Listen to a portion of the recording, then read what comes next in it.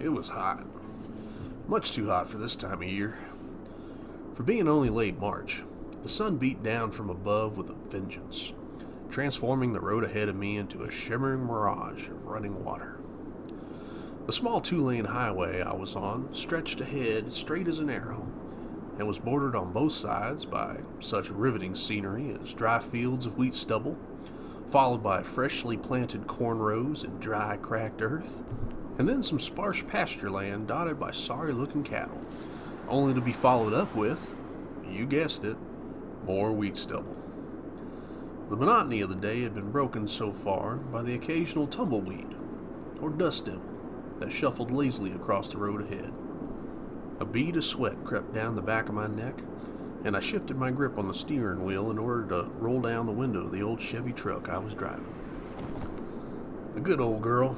This white Chevy had served me well over the years, despite the fact that the AC had been the very first thing to give up the ghost soon after I bought her. But even though she had seen better days, she always fired up and kept on working, with only minimal repairs needed from time to time. Nothing ran like a Chevy, especially when you really needed it to. She was just a little stingy with the creature comforts. The breeze that rushed into the cab through the cracked window was hot, though the air movement alone did help, seeing as I was sweating pretty good by then. I ran the back of my sleeve across my forehead to wipe away the moisture there, and then narrowed my eyes at the distant horizon. If I wasn't mistaken, that little farm town coming into view would be my destination, Arkham Fields. Good thing, too, because after driving for a day and a half, I was more than ready to get there and stretch my legs a little bit. And besides, my left arm was getting pretty sunburned from driving in a straight line all day. The old rancher that I was heading to meet had posted a help wanted ad in the periodical calf roping magazine that I like to read. The pay was good, and he was offering a private bunkhouse to stay in, including utilities and meals that would be provided every day. Just show up, work, and get paid. Not a bad gig.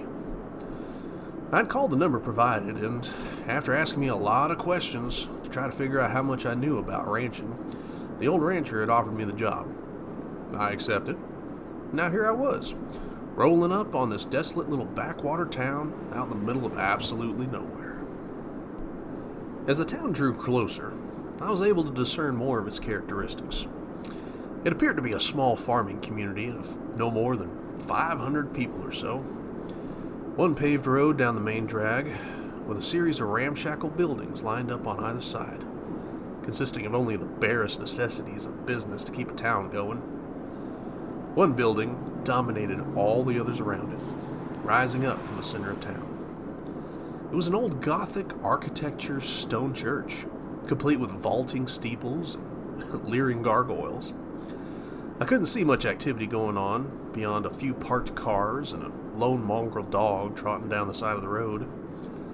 Something told me that even the weekends weren't much more exciting here. Well, home sweet home, I guess.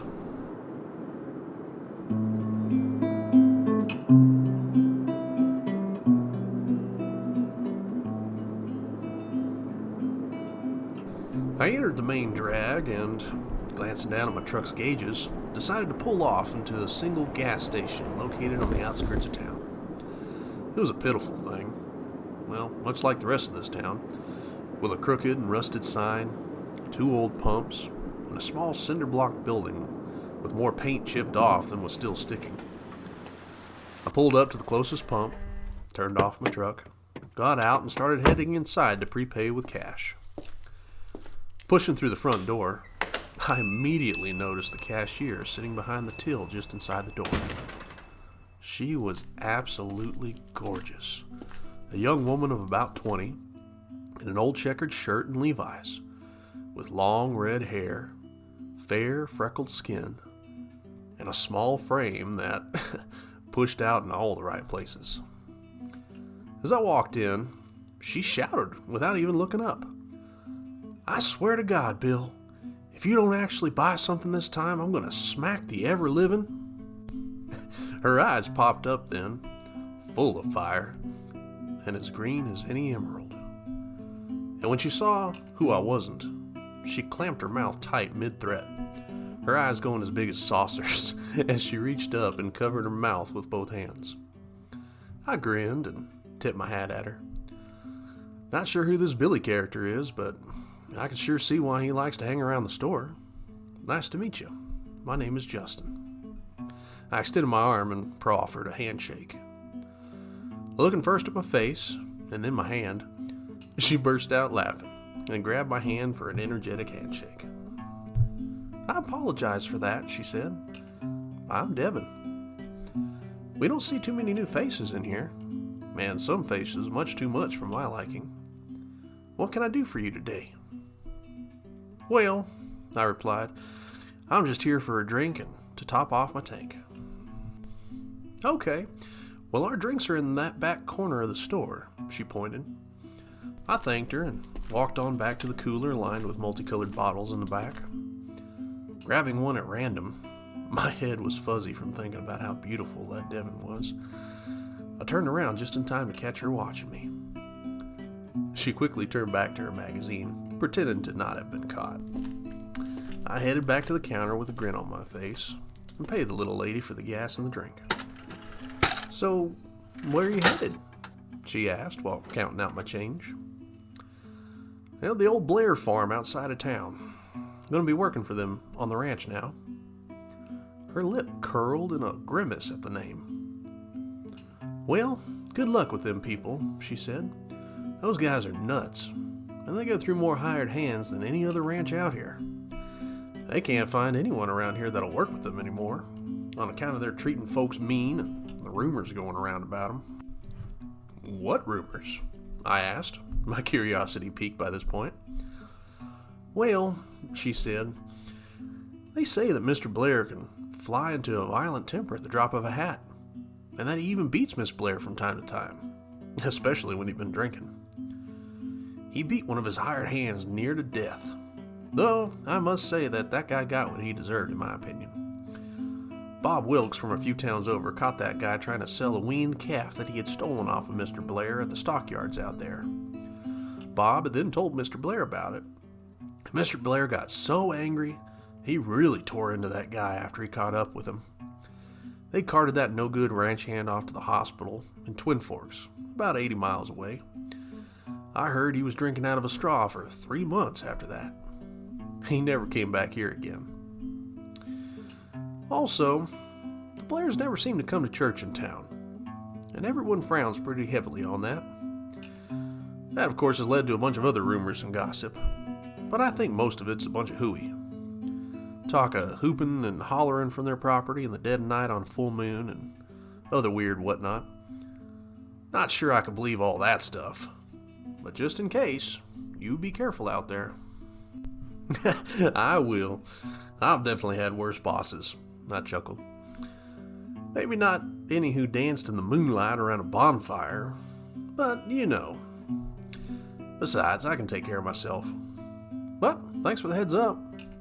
Now, what about you? You live here all your life, or did you just hear that this place was in desperate need of some beauty? She laughed and told me that she'd been born and raised here, though she couldn't wait to save up enough to move to the city soon. Well, in the meantime, you know of any good bars in the area? I asked. You definitely want to avoid the one here on Main Street, she said. All the old ranchers drink there, and believe me, it's no fun at all. There are only so many times you can hear the same story about how this mean old cow caused all this trouble on the ranch, or how dry it's been lately and how bad that is for the crops. They don't even have any good songs in the jukebox there.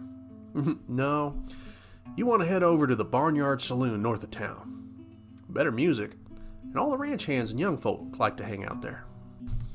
I'll definitely do that, I said, and hope to see you there sometime. You will, she grinned. Smiling, I told her that I looked forward to it and bid her farewell.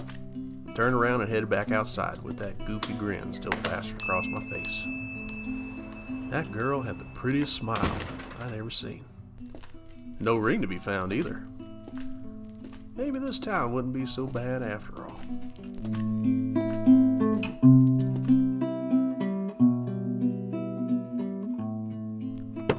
refueling the old Chevy, I checked my map and determined that the Blair Ranch was located west of town, and so started heading in that direction. 17 miles outside of town, I turned off the highway onto a private dirt road and immediately crossed a cattle guard.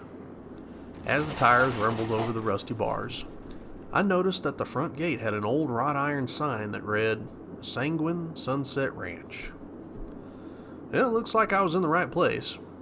I continued on down the dirt road for another 5 miles, crossing 3 additional cattle guards as I went. The road meandered through a series of gentle hills and valleys, some of which had little brooks running through them. Cattle dotted the landscape in scattered groups, grazing lazily on the hillsides. From what I could tell, they looked fairly healthy. In fact, compared to the other cattle I had seen on the trip out here, these cows looked downright fat. And no wonder. There was actually grass to eat here, and lots of it. There were also a few center pivot irrigation fields, about a quarter-mile square, in which high grass was being cultivated for hay and silage. One had a stand of milo grain growing in it.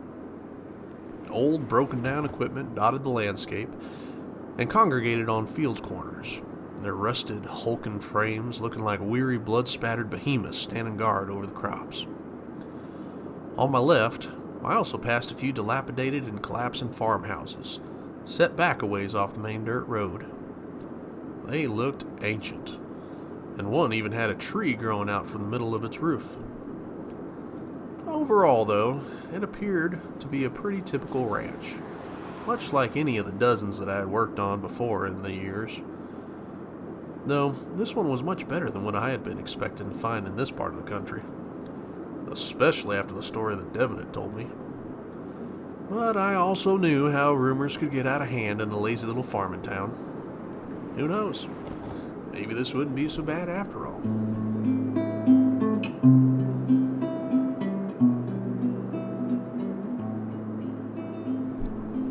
I finally crested another hill and spotted the rancher's house perched on the next one up ahead. A large shop and a couple of tall grain silos provided the house with that classic farm backdrop. The scene was made complete with a few tractors and implements parked nearby. I turned off the main dirt road and onto the driveway that led up to the house. Parking, I was greeted by a motley crew of dogs that were just barking their little heads off, announcing my arrival. I caught sight of the farmer as he leaned out of the shop to yell at the dogs to be quiet, and then he started heading towards me. The dogs, content that they had fulfilled their duty, scrambled off back under the shade of the front porch of the house, obviously pleased with themselves.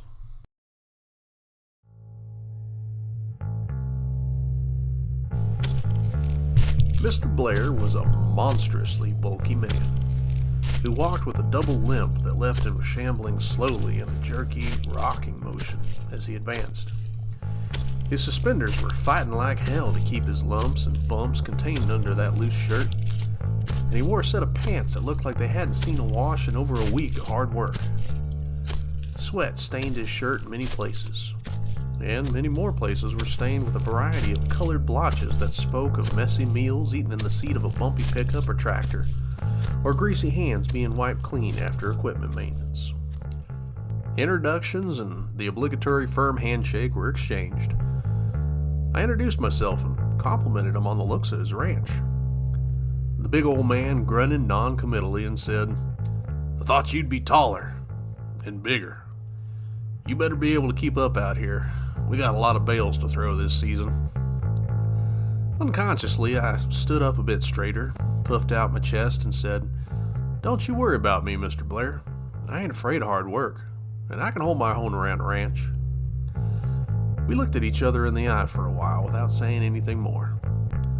I couldn't really tell whether he believed me or not. He had a look of incredulity on his puffy features, and he narrowed his eyes at me, clearly weighing my worth. There was no way I was going to blink or look away first.